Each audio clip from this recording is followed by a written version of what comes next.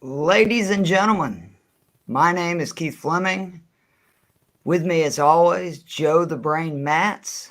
This is the smoking hot Daily Fix podcast on Fantasy and Frames. Although I just realized I do not have the right overlay. There we go. That's us. Yeah. What's going on, Joe? Just basking in the glory of both a couple of our picks, one in particular for me, and then also the Giants winning again. So, what a weekend!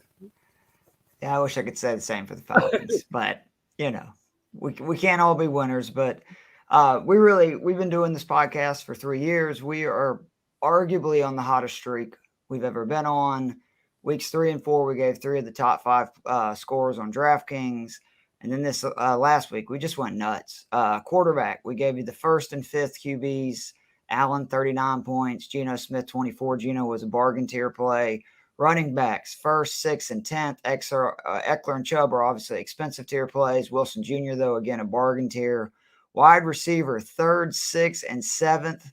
Lockett, 30 points. And arguably the call of the year, the call of maybe since we've been doing the show, De'Ami Brown, 27.5 points. You the man, Joe. I mean, it really was as simple as I laid it out, where I just said, hey, he's going to get a little more opportunity. He actually played a lot fewer snaps than I kind of thought he was going to. But I just said, hey, he's going to have opportunity. And the Tennessee Titans are dead last on deep passes. And I think he's the deep threat based on his ADOT through his career. And he caught 2 passes for 105 yards and 2 touchdowns. So that's all it was. How good was that play, Joe? I had him in every lineup I did. And I cashed in multiple lineups that I started Teddy Bridgewater at quarterback, who got me 0 points. So when you were cashing in lineups that you're getting 0 from your QB, again, you the man. Stephon Diggs also had 27.2. He was 7th. Tight end, we even gave you the 7th and 8th. That was Ingram, 12.9 points. Again, a bargain tier play. Higbee, 11.6. Median tier play. Defenses, first, third, and ninth. And what I love, Joe, is we said 2,500 the Cowboys, our bargain tier defense, was the defense to have. They finished first. In all, we gave 28 plays when you combine the ones that we shared. 9 of the 28 plays finished in the top 28 scores on DraftKings. 9 guys with 23 points or more. And we gave you somebody at every position in that range except for tight end. So we got to do a little bit better, Joe. But in all seriousness, it's been an unbelievable run. I hope we can keep it going. Before we get into our picks for week 6, which is obviously why we're here today, I want to be sure to plug Fantasy and Frames social media, Twitter, Instagram, TikTok, and the YouTube page. We'd greatly appreciate it if you'd follow all those. And then be sure to go over and check the Fantasy and Frames website. That's fantasyandframes.com.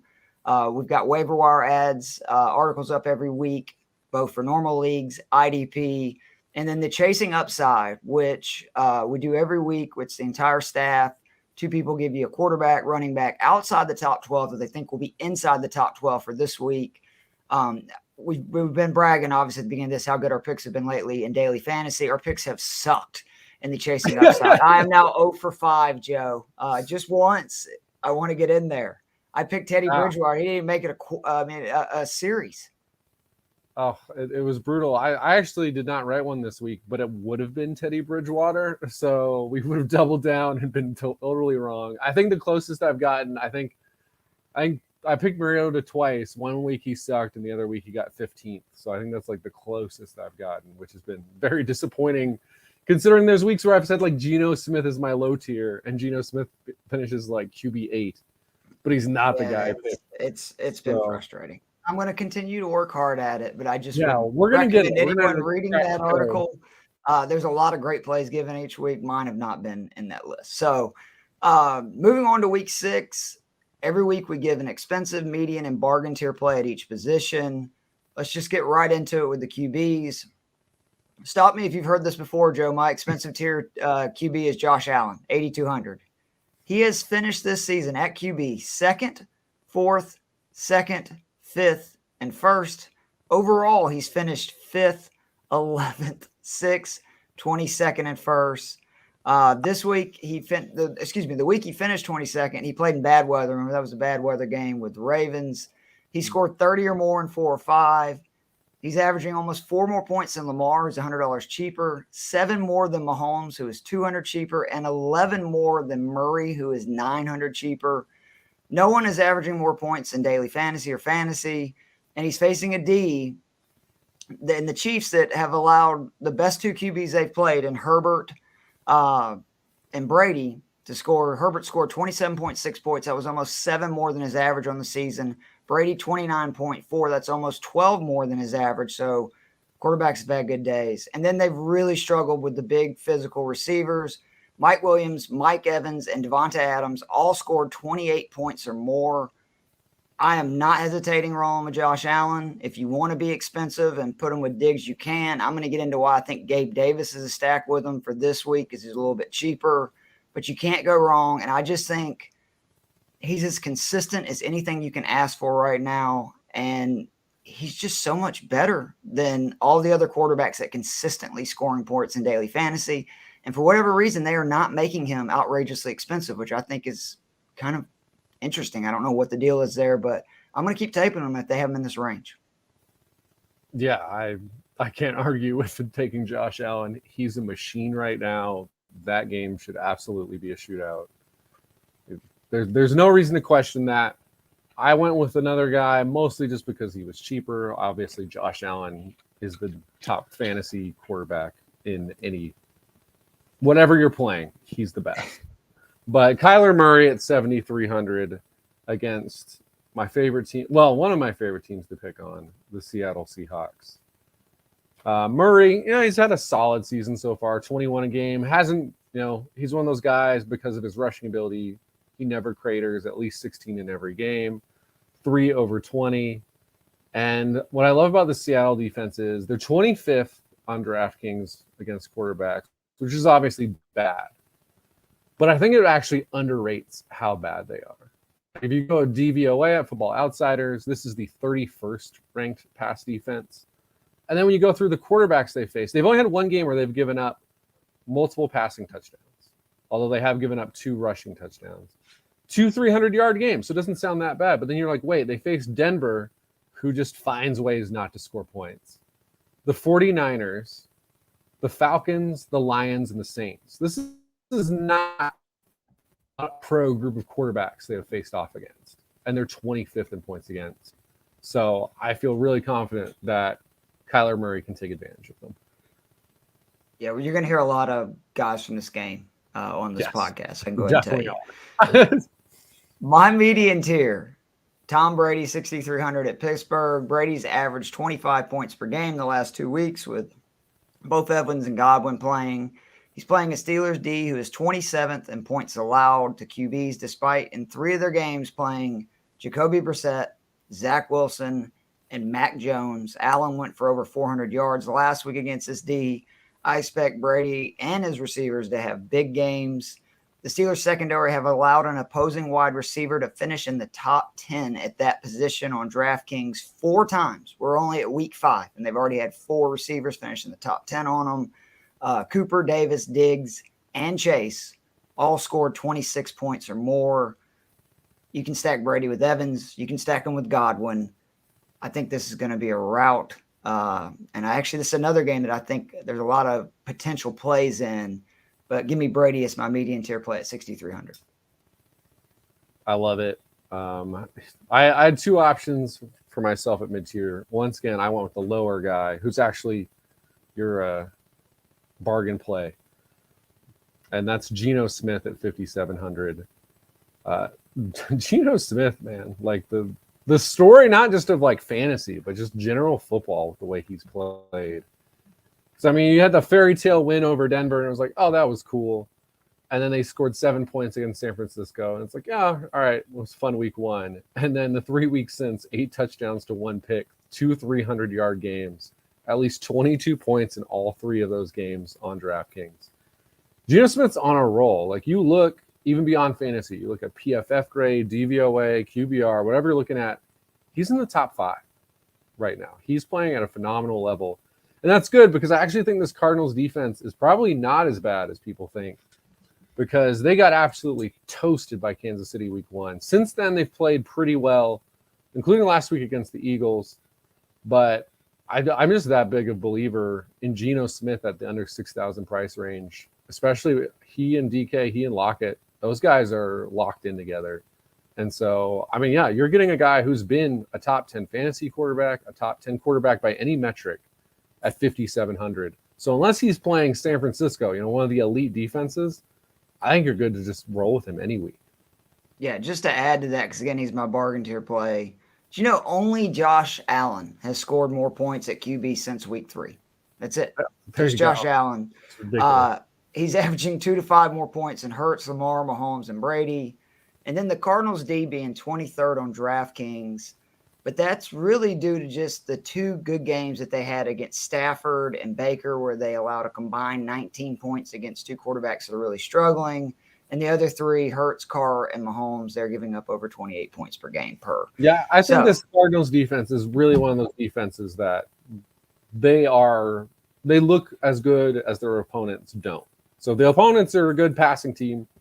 They can move on the Cardinals. If they're bad, the Cardinals look good. So like the Cardinals can be an underrated defense play against bad offenses. But yeah, against a team like Seattle, who's just rocking and rolling right now, don't question it. All right, real quickly, we got a question. I know we don't normally do this, but would you trade Michael Carter for Drake London? I would 1,000% yes take Drake London to get rid of Michael Carter. Breece Hall is taking over the backfield there. And if Ritter starts playing, I think London's going to be even more valuable. You agree? Yeah, I mean, obviously it always depends on what else you have. But I think going forward, unless Breece Hall goes down, Michael Carter is not going to do any better than he's done so far. Whereas, to your point, I do think Ritter and Pitts both move up. Or London and Pitts move up if Ritter comes in and starts, which the way things are trending, that feels like that's going to happen at some point. It better. All right. Who's your bargain tier play, Joe? So my bargain tier play, and I'm not going to lie, there's some risk here where like I feel really good about Geno. This is kind of like, hey, he's cheap and trending in the right directions. My guy Daniel Jones at 5,200 against the Ravens. I don't know if people were up in the morning to watch that game. That was one of the best games Daniel Jones has played. Now, obviously, the scary part is the receivers are so banged up. But he's never had any receivers anyway, so why that's start true. now? And he organized a 90-yard touchdown drive in which Saquon Barkley played the very first play of the drive and then missed the rest of that drive. So he's playing at a high level. The two previous games last week, he had over 60 rushing yards in both of those games, and he basically didn't play the fourth quarter against the Bears. Against Green Bay, 37 rushing yards, and that was on a wrapped up ankle where they didn't run him in the first half. So he's getting you that rushing yardage. The passing yardage, last week was his first game over 200. Again, this is not, he's 5,200 for a reason. There's risk here. But what I love is the Ravens have given up a rushing touchdown to quarterbacks in 3 straight games. And that includes Mac Jones running for 31 yards and a touchdown. He's been hurt ever since, too. So, yeah, Mac Jones, I mean, he threw 3 picks in that game. It wasn't perfect, but he had 300 yards passing.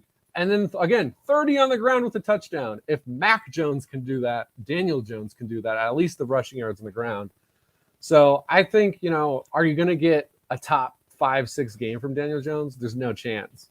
So if you're doing this, you're doing it to save money elsewhere. But I think he can give you 15, 18 points at a really low price point. All right, moving on to running backs. The expensive tier, if you've been listening to the podcast, I don't, unless, and I put them in the flex, unless it's somebody I really love, I just have not been going expensive running backs. I think there's too many options elsewhere. So Ramondre Stevenson, who is technically a mid-tier back, is my expensive tier at 6,000. I mean, with Harris out last week, Stevenson rushed for 160 yards, scoring 22.5 points. Over his last 3, 2 of those games, I will remind you, Harris did play in. He's averaging over 18 points per game and is 7th in that span as a running back or in the running back list. He's facing a Browns team that just cannot stop the run. Credit to Tyler a few weeks ago for bringing that up before the Falcons game. That was really before people realized that they can't stop the run. Last week, Eckler had 176 yards at 10 yards per carry. The week before, again, the Falcons duo of Tyler Algier, and Caleb Huntley rushed for 140 yards on 20 carries.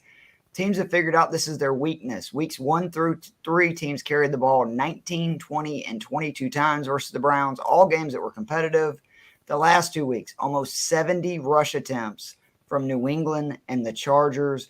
We know New England loves to run the ball, and without Harris, I mean, this is what we've been waiting for in New England is two talented backs. We just want them to have a chance. I hate that it's from injury, but Stevenson is going to run wild. He's going to be high owned. I want to go ahead and put that out there. But again, it's like Jamal Williams a couple of weeks ago or 2 weeks ago when we were all over him, said he was going to be high owned.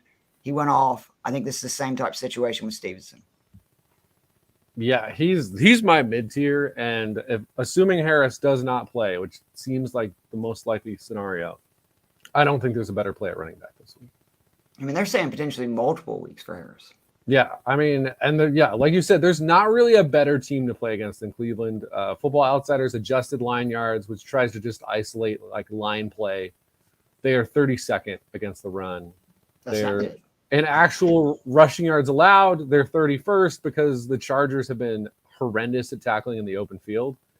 But Cleveland is 31st in open field rank. So that's 10 plus yards down past the line of scrimmage. So there's no level of the defense where Cleveland is tackling well against running backs. So feel very safe in picking Stevenson this week.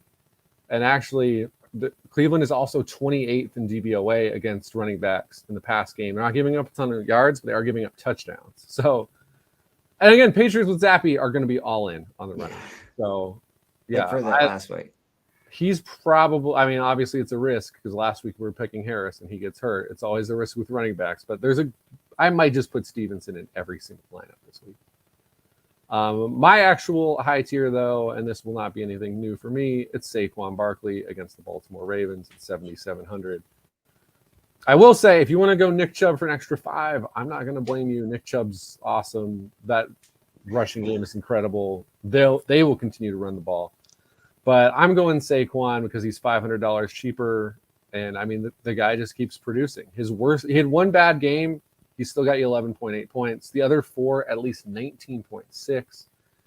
He absolutely dominates the backfield. The only time he really comes out is if he gets banged up. And then you look at the Ravens. They've given up 6 receptions also in 4 or 5 games. Because I do think Ravens will score in this game. So, but again, we don't worry about it because look at week 1. 13 receptions, 78 yards to the Jets running backs.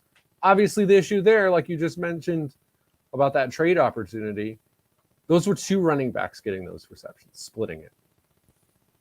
90% at least of receptions, of runs, they go through Saquon Barkley in this Giants offense. He's going to catch at least 5 passes in this game, and he'll probably throw in 80 yards and a touchdown on the ground. So, yeah, I'm just continuing. I think he's the number one. Him or Chubb right now they're the top guys, I think, in fantasy at running back. And if he's going to be priced below like 3 other guys, I'm going to keep playing him. I love that. My median tier is Breece Hall, 5,800 at Green Bay.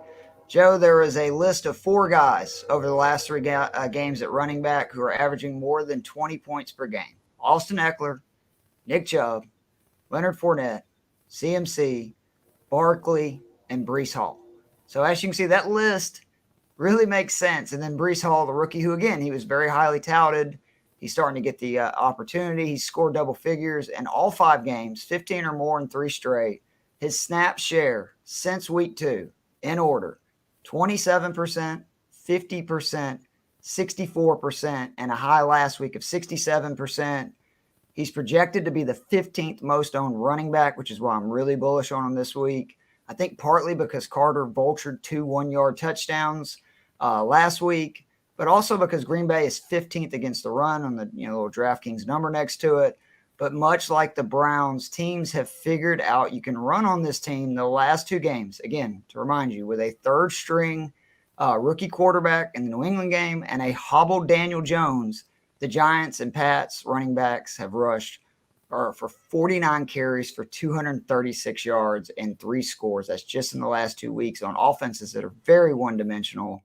Finally, the 2 touchdowns that Carter got on the one, it was unfortunate, obviously, if you had Breece Hall, but he has 14 red zone touches to Carter's 10 on the year. So that shouldn't be a huge concern. It's not like that is something that's going to go on every week. Finally, Hall has 19 targets over his last 3 games, catching 10 passes for 167 yards, while the Packers have allowed at least 5 receptions to opposing running backs in 3 straight. I love Breece Hall this week. I like the fact that he looks like he's not going to be high owned, and I just think he's going to end up having a big game because the Packers really struggle against backs, and he's starting to get more and more. I wouldn't be surprised if he gets up into 70% snap share this week, which would be huge. Yeah, I mean, Breece Hall's really good. I mean, anyone who listens to any of Fantasy and Frames pre-draft coverage knows. We didn't agree on much. Almost everybody agreed this guy's good. Yeah. Yeah, that was a safe play. And yeah, now that he's getting those opportunities, I mean, I remember Football Outsiders article about the running back class was, is Breece Hall the next Jonathan Taylor? So look out. My low tier guy, I'm going pretty cheap here, and it's Eno Benjamin, Arizona, 4,600 against Seattle. Yes, I will be putting a lot of players from this game in my lineups. Right now, it looks like James Conner and Darrell Williams will not play for the Cardinals. Obviously, monitor that. If both of them play, you should probably not be playing Eno Benjamin. If you are, though, once again, Seattle, just a great matchup all around. In their 5 games thus far, they have given up at least 100 rushers total. Every group of backs that they've faced so far. They had a week 1 where they gave up 14 receptions to the Denver Broncos running backs. They are 29th in passing yards allowed, receiving yards allowed to running backs. And Benjamin, we know he got drafted because he's good at that. So he's going to be involved again. If the 2 guys above him in the depth chart are out, he's not a guy we're worried about getting pushed out because the Cardinals potentially fall down in this game. He's had 4 targets in 4 of the 5 games thus far. He will be involved. And the Seattle defense is awful. So play him. Can't go wrong with bad run defense. Looking at you, Detroit Lions, who unfortunately are on a bye. My bargain tier, Kenneth Walker, 5,400. Again, I want to start this by saying he's going to be very high owned. Like he is. It's no doubt. Yeah. I don't care. He hasn't had the opportunities, but his numbers are very good for his rookie season. He's 12th in true yards per touch, 14th in yards per touch, 8th in juke rate, 10th in breakaway run rate, and 2nd in yards created per touch. I just think there is so much upside, again, in a game that we think there's going to be a lot of points in, this Arizona-Seattle, to not at least have him in a few lineups, particularly, again, if it's a single entry lineup or a smaller entries lineup, you're against not as big of a list of competitors. Kenneth Walker at 5,400, I think, is a great play. Yeah, this could be the go all in on the rookies week for the running backs. The wide receivers, expensive tier, we agree on this, but it's Marquise Brown, 7,200 versus Seattle. He's only trailing Cooper Kupp by 0.03 points. It's the leading wide receiver over the last 3 games. In that span, he's seen a redonkulous 38 targets and scored 20 or more points in each of those games. This might be the last week that he's such a great play. We are unsure what's going to happen, obviously, when DeAndre comes back, which he will be eligible for after next week. I think there's a good chance he's going to be low on this week. Seattle is currently 4th best against wide receiver scoring on DraftKings, but that is a mirage, people, and let me explain why. Week 1, Sutton and Judy played against this Seattle defense, 8 receptions, 184 yards, and a touchdown. Weeks 2 and 3, they played the Falcons and the Niners, who ran it 81 times to just 45 pass attempts in those games. In week 4, Detroit played them without both of their best 2 wide receivers. That still didn't stop Josh Reynolds from putting up 7 catches, 81 yards, and a touchdown. And obviously, we know that TJ Hawkinson is probably still gaining yards from that game. They've also allowed 2 rookie receivers, and Chris Olave and Drake London, to have over 50 receiving yards and a touchdowns. In those games, they faced Marcus Mariota and Andy Dalton at quarterback. I'm telling you, the Seattle D is bad. And I'm shocked that they're, 4th But again, it's just because teams have had so much success running on them. I don't see the Cardinals being a team that's going to run that much. Kyler's probably going to end up being the guy running the most. And I really like a Murray Brown Ertz stack at 19,400. Again, reminder, the Seahawks have given up an average of 36 points per game in their last 4. I love Marcus Brown this week. I think his floor is very, very, very high too. Yeah, again, like we've got to enjoy. I believe this is the last week before Hopkins comes back. So who knows how this shakes out once that happens. Obviously great for Kyler Murray, but questionable for what that does for Marquise Brown. But yeah, this week, well, let's go all in on it because, again, it's the Seattle defense. I will say they've actually been worse against defending tight ends and running backs in the past game than receivers. But their top corner right now on the outside, who will probably see the most Marquise Brown, is Tariq Woolen. He's a rookie who's drafted in the 5th round. Now, he's actually, I believe, like 47th, 48th in PFF coverage grade. So he's doing a reasonable job, but we're still talking about a rookie cornerback who was drafted in the 5th round going up against a guy who's just getting an insane number of targets every week. So I will roll the dice on that every chance I get.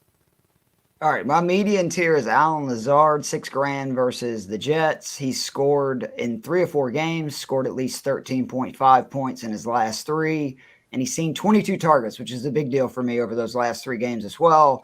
He's facing a Jets D that has allowed a top 10 wide receiver to have a reception of 10 yards or more.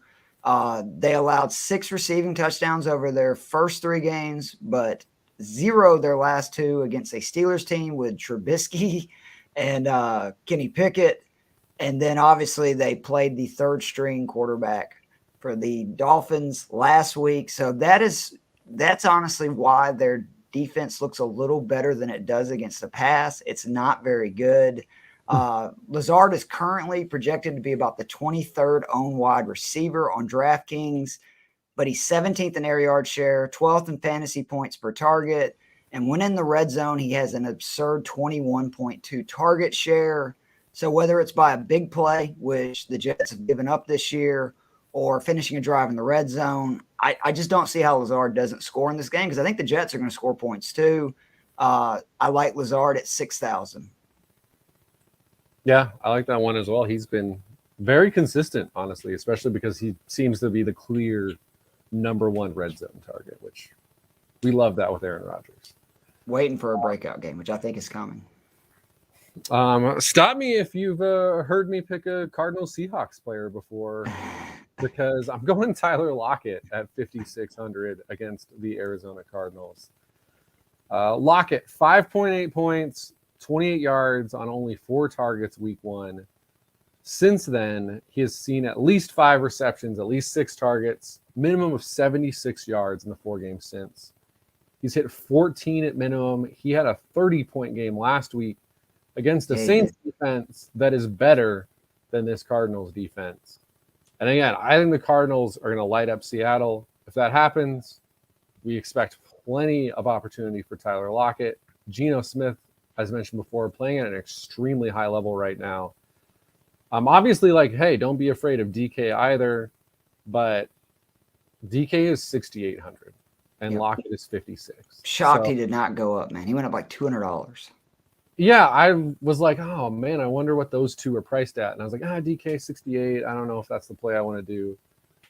Well, like DK is not out producing Lockett right now. No. These guys are on very similar footing. So again, this is kind of like the T. Higgins, Jamar Chase thing where do I think You're DK paying is for the better? name. Right. Do I think DK is actually a better player? Yeah, I think he probably is. Is Chase better than Higgins? Yes, I think he is. But when you consider how teams are still they're gonna go against, hey, we've got this giant, massive DK Metcalf. We're gonna shade our coverage that way. All right, cool. And now I get the guy who's $1,000 less on DraftKings. Yeah, I'm gonna do that every single time. So yeah, if you want to play DK, hey, I'm not gonna stop you. But for me, the guy who's $1,200 cheaper is the play. And I love that you can easily put Lockett into any sort of Cardinals thing too. Like if you want to go Kyler, Marquise, Ertz, throw Lockett in there as well. Yeah.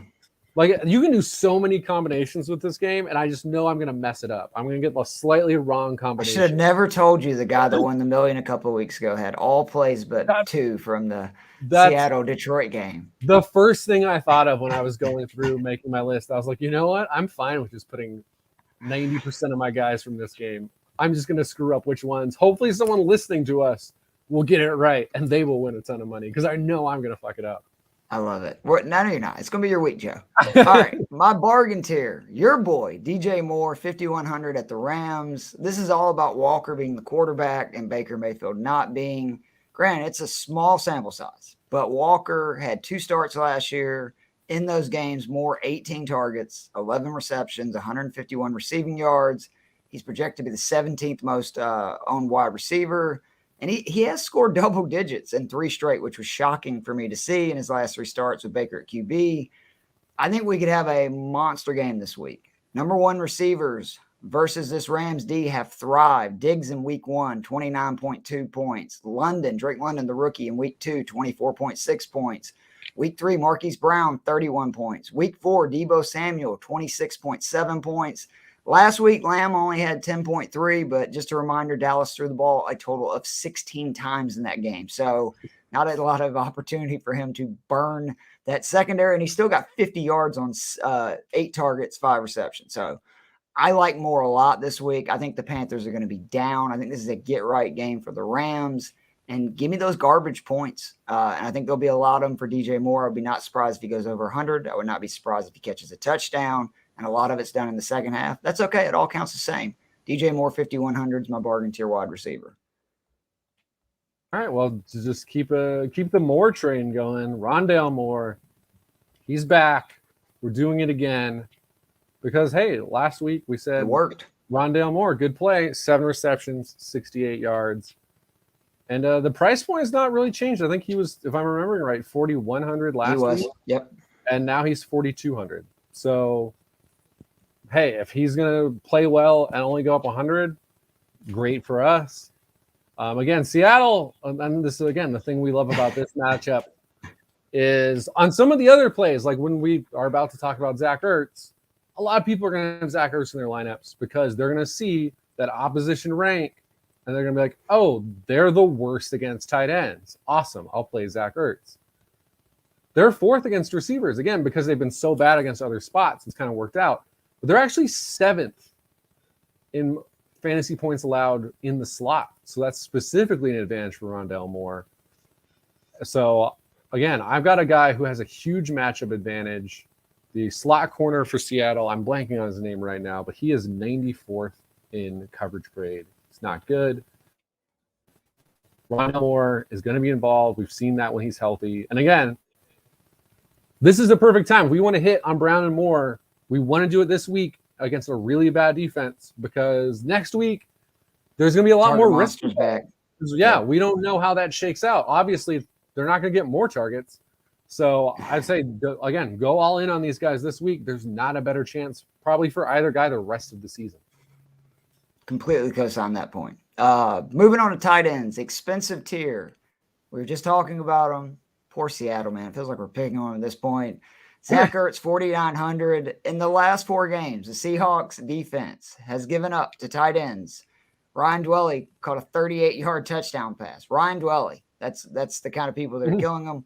My man, Kyle Pitts, he looked relevant. They made him look relevant in a game. Can you believe that this season? They gave up 87 yards on 5 receptions. TJ Hawkinson scored over 40 points and led all daily fantasy players for week 4. And last week on 5 targets, Troutman and Johnson, the immortal Troutman and Johnson from the New Orleans Saints, caught 3 receptions for 45 yards and a score. And now they face Zach Ertz, who scored double figures in all 5. He's had 6 or more receptions in 4 straight and is averaging just over 9 targets per game over his last 4. Tight end is such a position where it's hard to have a lot of certainties outside of Kelsey and Andrews. Ertz and Higbee, who are 2 guys I have on my list, are the closest thing you can get to that, with them scoring basically double figures every week. And neither one of them has had that big game, but I think it's coming. And in their price range, I love Zach Ertz. That's my expensive tier tight end. Yeah.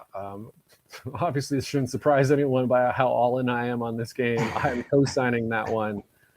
Arizona is just horrendous against tight end. Now, granted, again, we're still only 5 weeks in. Part of that is they got absolutely destroyed by Travis Kelce. But I'll tell you, it's like every single week I check the PFF advantage numbers, and every week, whatever tight end is going up against these Arizona Cardinals is ranking pretty high on that. So, yeah, again, Zach Ertz, hey, power to you if you drafted him in season long, because that's working out great. And he will probably be less bothered by the Hopkins return than the wide receivers. All right, my median tier. Stop me if you heard me give this name before on this podcast. Tyler Higbee, 4,600. Until they raise his price, man, I'm going to just keep plugging away at that thing because, again, outside of Kelce, Andrews, and I guess you can make the argument for Ertz, there just isn't a sure thing at tight end. It's so random, usually touchdown dependent. Well, Higbee is the closest thing to a sure thing we got. 4 more receptions in every game, 7 or more in 3 of 5, 6 or more in 4 or 5, and he's seeing over 9 targets per game. I mean, at 4,600, we talked about this, Joe. Who are you going to find, receiver, tight end, whatever, that is seeing 9 targets per game at that price points? He's top 3 at tight end in routes, receptions, targets, yak, and juke rate. He's finished top 8 in tight end scoring 3 of the last 4 weeks. He's going to have a floor around 10 points. I mean, that's a given at this point. We can just pretty much write that down. If we can get a score, he's going to be a boom at this price. And Carolina has faced a real weak slate of tight ends. But the closest thing they saw in a tight end with similar volume was Zach Ertz. Ertz had his best game of the season, 6 receptions, 47 yards, and a touchdown. Higbee's going to have a boom play. And what I love about him is he's so consistent at a position that is so random. I almost think he should be in your lineup every week because you know you're going to get 10 points. It's not going to kill you. And I'm telling you, he's going to have a big game coming up here soon. Yeah. I mean, he's one of those guys where, I mean, again, I think we've mentioned this before, where we're very upset that he broke out this year. Yeah, not last year. Thanks a lot. We were pounding the table for him last year, and then we're so disappointed. And, now all the good things that we kind of thought were going to happen for Allen Robinson are happening for him instead. So maybe next year Allen Robinson will revive. We'll see what happens. He's the wrong color. Matt Stafford is a racist. That's right. He's thrown a Skoranek before he throws Allen Robinson. But my mid-tier, I believe, is your low tier, and that's Pat Freiermuth, 3,800 against Tampa Bay. Love him as the bounce back candidate this week. I mean, it really doesn't get tougher than playing against Buffalo. Pretty much in any position almost. It's like Buffalo and San Francisco. You don't really want to play them. So only 3.2 points last week, but there's absolutely no reason. He was hurt too and left that game early. Yeah. I mean, he had a concussion. So assuming he is fully cleared and he is ready to go, I mean, 9.9 points per game. Again, that's counting a game where he got hurt in and only finished with 3. You look at tight ends on the year, he has 7 deep targets. That is first among tight ends. 4th in air yards, 6th in targets. I think this is one of the most involved tight ends in any passing offense. You touched on it earlier. Tom Brady was one of your plays at quarterback. I think Tampa Bay is going to have success against a defense that's kind of flailing right now in Pittsburgh. And that means Kenny Pickett, they're flailing. And Kenny Pickett, I think he raises the ceiling for everybody in this offense. So, I think the best is yet to come for Freiermuth and pretty much everyone on this offense. And so, at 3,800, again, this is a guy who pretty much every metric you can count, he's at least top 10 among tight ends and usually higher. So I like him this week, especially because some of the guys in Tampa Bay, like Devin White, if he ever ends up matched up with Freiermuth in coverage, it's not a win for the Bucs. Yeah, just to reiterate, make sure you watch it because I actually put in this position Freiermuth 3,800. If he can't play, Gentry at 2,500, who had 5 receptions for 40 yards last week when he got hurt. And if he can't play, give me the rookie Hayward for 2,500 because in Pickett's 7 quarters that he's played, he's thrown 19 targets to tight ends in 7 quarters. I think he likes to throw to the tight ends. The great part is they've caught 16 of those for 157 yards and a score. So he's having success doing that, which means they're only going to do it more. And the Bucs have given up 6 receptions or more to tight ends in 3 of 5 games and are 27th on DraftKings and points allowed at that position. And again, I expect the Steelers to be down and chucking it. I'm going to bring up another guy later for that, but that's why Pat Freiermuth, Baby Gronk, is my bargain tier. Did you say that was your mid-tier or bargain tier, Joe? He was my mid-tier. Okay, who's your bargain, buddy? My bargain, I'm not going to lie, it's a little bit of a shot in the dark here, but give me Noah Fant, $3,000 against the Arizona Cardinals. The Cardinals have been horrendous against tight ends. I will say the one thing in their defense is they face a tough, about as tough a group of tight ends as you get. They got Kelsey, they got Waller, they got Higbee, they got why am I blanking on his name? He's on my fantasy team. Oh, Dallas Goedert. So that's 4 of like the 7 best tight ends in football. So that's tough. But in those 4 games, they gave up at least 80 yards in all 4 of them. The one time they gave up under 80 yards was against the Panthers, who are as incompetent of an offense as exists in the NFL currently. Panthers tight ends still got 4 receptions, 40 yards. Not bad. Now, the one issue for Fant is he's and Disley split time at tight end, although they actually both play a majority of the snaps. This is a team that likes to run a lot of double tight end. But Disley's the one who's kind of gone off so far. He has 3 touchdowns. But if you look, targets, routes run, all of that, Fant is actually the one who's higher. He's also $100 cheaper. So, is it a shot in the dark at 3,000? Yeah, I'm not guaranteeing. He could end up with 0. Like, it could happen. But at the same time, way to sell your pick, Joe. This is a game that's going to be a shootout. This team is bad against tight ends, and they're also not going to be focused. Again, they've been bad against tight ends when their focus has been on stop the tight end. The focus in this game is, Lockett's over here, Metcalf's over here, Kenneth Walker's running it down our throats. If Noah Fant catches a 20-yard touchdown, I won't be surprised. So if you want to save a bunch of money and just go, hey, this guy could catch a touchdown against a defense that's bad against tight ends, Noah Fant could be the surprise play this week. Joe, you don't have to make arguments on plays anymore that you're worried sound crazy. All I have to say is Dyami Brown. That's all you got to say. It's just Dyami Brown. You were the one with the history, though, of hitting on the, wait, that tight end, really? And then they score a touchdown, and then I'm like, oh, I should have put them in all my lineups. Well, I'm just saying, Dyami Brown. You don't have to make too big of a case. We trust your instincts. Moving on to the flex, the expensive tier. Speaking of tight ends, the best tight end in football, Travis Kelce, 7,800, is mine. He's averaging more points per game over his last 3 than any wide receiver in football. For the season, he is averaging more points per game than all the wide receivers in his price range. And then everybody's going to look at Buffalo and say, well, they're good against tight ends. They are. I think they're 6 on DraftKings. But over his last 3 games versus Buffalo, and no, I am not counting the windstorm game that they played. That was last year, right? In those 3 games, he's averaging over 19 points per in fantasy and has scored 4 touchdowns in those 3 games. Buffalo is going to score, and we saw on Monday night when the Chiefs get down, what are they going to do? They're going to go to Kelce when they're in passing situations. They look for Kelce a lot. He saw a 27% target share once the Chiefs were down 17 points versus the Raiders. Kelce, in my opinion, is so much safer than the other options in this price range. Deebo Samuel, Jamar Chase, Tyreek Hill, Marquise Brown. And I just treat him like a wide receiver. Me and Joe talk about this all the time. And I think he's going to be low owned again because everybody is going to look at that number for Buffalo. And they are a good defense, but I just think Kelce is matchup proof. And as I said, 4 touchdowns in his last 3 games. He finds a way. Yeah. Different player, different team, same game because, again, this is going to be a shootout. It's simple. It's Stephon Diggs, 8,400 against Kansas City. I don't think I really need to detail that Stephon Diggs is awesome. 3 of the 5 games, he's hit 27 points, which is absurd. The other 2, he's still giving you at least 10. You're not going to see the little cold marker next to Stephon Diggs' name.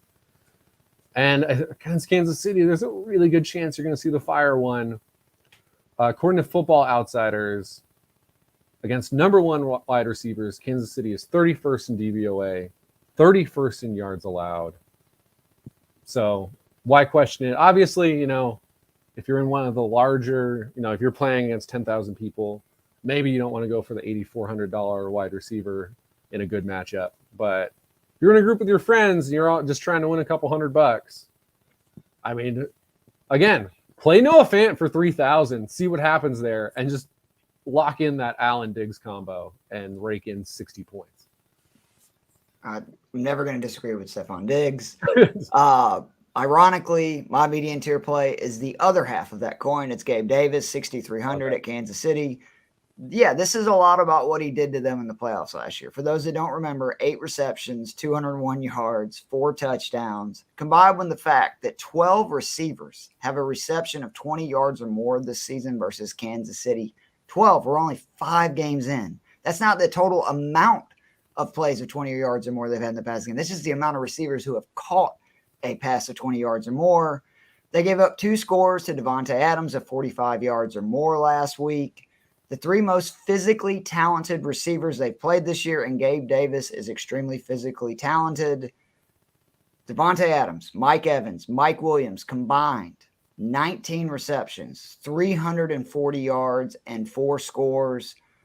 I think the Chiefs are going to rightly try to take away Stephon Diggs. I know that if I was a defensive coordinator, the first thing I would try to do to stop this Bills offense is take away Diggs, who gets the most targets, the most receptions. But that's going to leave Gabe Davis on some guys that have been getting burnt already. I would be shocked if he doesn't have one big play. I think it's going to be at least one big play for a touchdown. And if this game gets into a shootout, much like last week, Davis has the ability to put up monster points on not a lot of receptions, which is one reason I love him. Gabe Davis, 6,300 is my median tier play. Yeah, I love it. I think that might be the move, is just go, hey, let me fill out a lineup that's entirely Arizona, Seattle, Kansas City, Buffalo, and that's all I need. I like it. That could, I mean, probably don't pick one of the defenses from those games, but otherwise, your other 8 slots, lock them in. I feel like I do this every week to you, Keith, but I'm going to pick a player that's going against your Atlanta Falcons. You son of a bitch. And that's Jeff Wilson Jr. Last week, 5,500, I said play him. He gave us 120 yards on the ground, 23 fantasy points. And, Atlanta's not the team I want to go away from running backs against. Atlanta this season. We're not good, Joe. You don't need to give all the numbers. We're not good. 23rd against running backs on DraftKings. Again, I love the adjusted line yards because it tells you how many yards this guy's going to get before he has to deal with the back side of the defense. Atlanta giving up 5.1 on adjusted line yards. That is 28th. This is not a good run defense. 30th in stuffed rank, so they get in a goal-to-goal situation. Jeff Wilson's going to punch it in. Yeah, I think there's a very reasonable chance we're seeing another 100-yard game from him this week. Thanks a lot, Joe. Appreciate that. You're welcome. My bargain tier flex, my man, go Dogs. George Pickens, 4,600 versus Tampa. He has seen 15 targets in the 2 games that Pickens has played, catching 11 passes for over 140 yards. Pickett is seeing a 19% target share with Pickett at quarterback, or excuse me, Pickens is seeing a 19%. That is so confusing.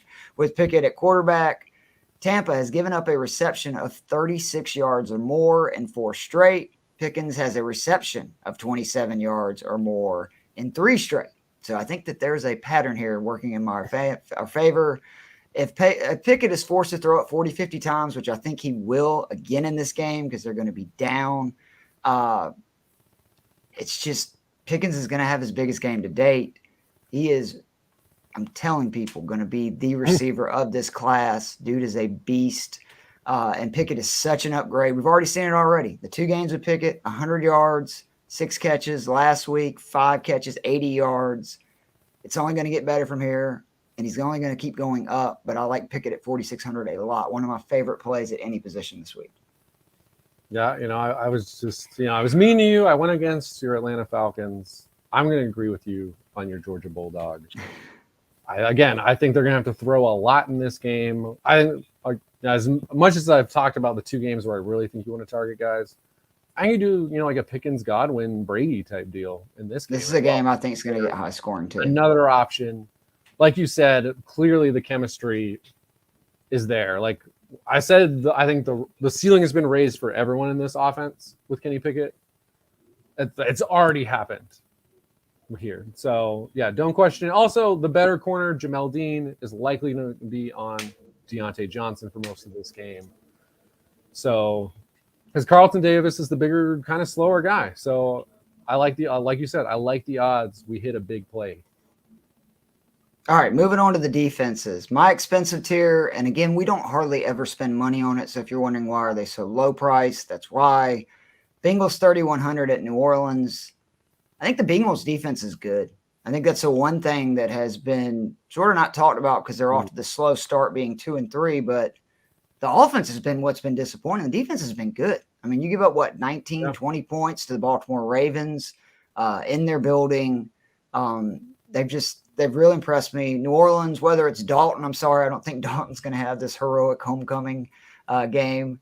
And I just think Burrow and that offense is going to light it up in the homecoming to that stadium, meaning New Orleans is going to be in passing situations, and the Bengals can get after the quarterback. They can create turnovers. 3,100, they're probably my favorite defense this week. Yeah, I think really you can look at the Bengals and the Jaguars in that same price range, 3,100, 3,000, against two offenses that are really struggling. I mean, obviously, the Jags shut out Indianapolis in week 2. I don't think you're seeing that again. There's already a sample of it, right? Yeah. So do I think they shut them out and score 21 again? Probably not. But this is a defense that's given you at least 5 points every week. I'm kind of unlucky last week to only score 5 in a game they gave up 13 points. So, yeah, I think, again, we don't love to spend a lot of money there. Obviously, Rams versus Carolina is a great matchup. That's not a secret to anybody. But unless you fill out your lineup and then you're like, oh, I've got $4,200 left, Rams D, I'm dropping down to this Cincy Jags range. And again, if you have that, go back and fill out your lineup again and spend that money elsewhere. I'm telling you, you don't need to spend. It was just like last week with the Cowboys. To me, you can find other options. My mid-tier was the Jaguars. Do you have a mid-tier, or was the exact same two defenses? I like that. Last week we had all the same defenses, and they all did well. Yeah, I think for me it's just kind of like those two, and then I have kind of a drop down for my. I got a bargain for it. Go ahead, you go first. I'm gonna say the Carolina Panthers. Oh my God, dude, we got to stop this. 2 weeks in a row. That's who I got. I love it. Like, I know it's the Rams and the Panthers. Everyone's like, oh, the Panthers are terrible, blah, blah, blah. I mean, if you scroll down, the Rams are the 32nd team.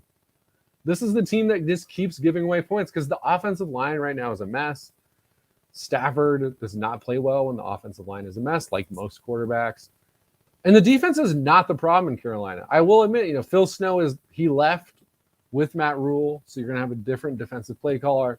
But Steve Wilkes is now the head coach. He is a guy with a defensive background. He's the secondary coach. They're talented on defense. Yeah, this is not a bad defensive team. This is a solid group. You look through, week 1 against Cleveland, they only got 1 point. But Cleveland's freaking awesome. I know it's Jacoby Brissett, but that team is churning through. 16 against New Orleans, 9 against Arizona, 5 against San Francisco. And again, that's keeping in mind that they're doing that while having to stay on the field constantly. So we'll see. Is Carolina going to be any better on offense? Probably not. That's an issue.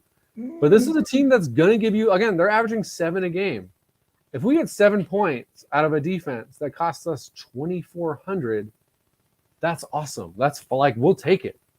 And again, but considering how bad the Rams have been at times, you could easily get double that.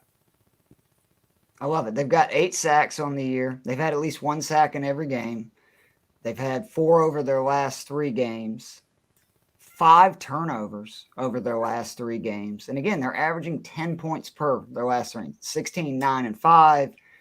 And the Rams offense just, other than Cooper Kupp, they don't scare you. And that's why I think the Panthers are going to get after them. And if you get 5-6 points from your defense, that's a win. Last week, the Titans was one of our 3 picks, right? They finished 8th in defenses with 6 points. So in a week that I don't see, there's a lot of matchups that are I don't know. So I like that 100%. Panthers a lot.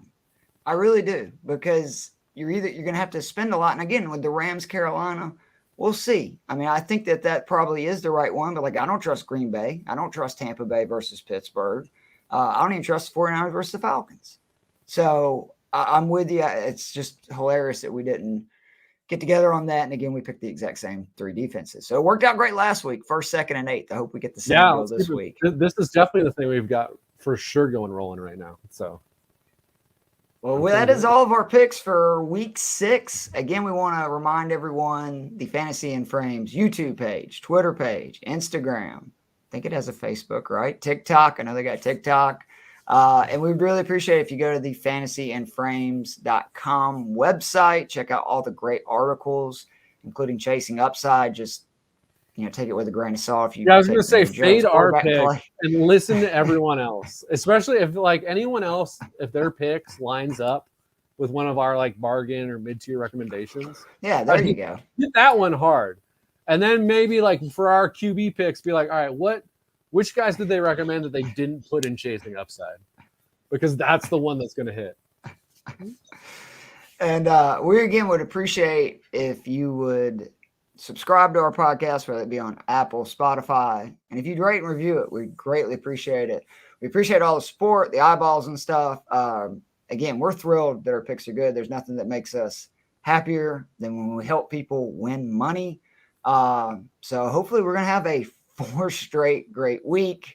And again, I'm going to get Joe. I don't know. I'm going to get him to come out of his shell a little bit. You give De'Ami Brown. I mean, I would have showed up with probably a chart and, just all kinds of shenanigans, fireworks. I don't know if I would have gave De'Ami Brown at $3,000 and he scored 27 points last week. It was unbelievable. I was so happy for me, obviously, because he's in all my lineups, but for you, because that was just, I don't know if you saw, I had an interaction with somebody on Twitter who has a big following who was like, I'm done with De'Ami Brown. He's nothing. And I explained to him, he's right. I probably didn't see that. I saw all, but I defended it and said, we're just looking at, it's a matchup versus the Titans. Dotson's out. They're bad at big plays.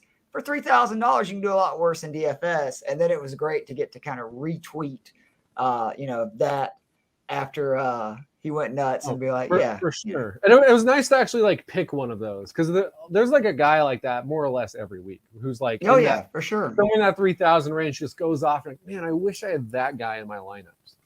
And I was like, oh, I actually do this time. Now, obviously, and thankfully for you at least, it helped you overcome that we were so all in on Teddy Bridgewater, who then got knocked out. Well, him and Damian Harris killed me. And I think it's the second time that's happened to me with Montgomery, and Herbert went nuts. And then in that game, Harris goes down, and then, of course, Stevenson goes nuts. So we were right. That's where it's I'm taking credit for that pick. It's just unfortunate for me, my running back got hurt. But anyway, so we will be back. Please be sure, again, to subscribe to the podcast. If you'd share our stuff on Twitter. Oh, and we're trying to grow the following of the Daily Fix podcast on Twitter, the Twitter page. It's just spelled out, the Daily Fix Pod. Please come follow us. We'd appreciate it. And for Keith Fleming and Joe, I told you to take De'Ami Brown at $3,000 last week, Matt's. This has been the Daily Fix podcast on the Fantasy and Frames Podcast Network. We will see you soon. Peace.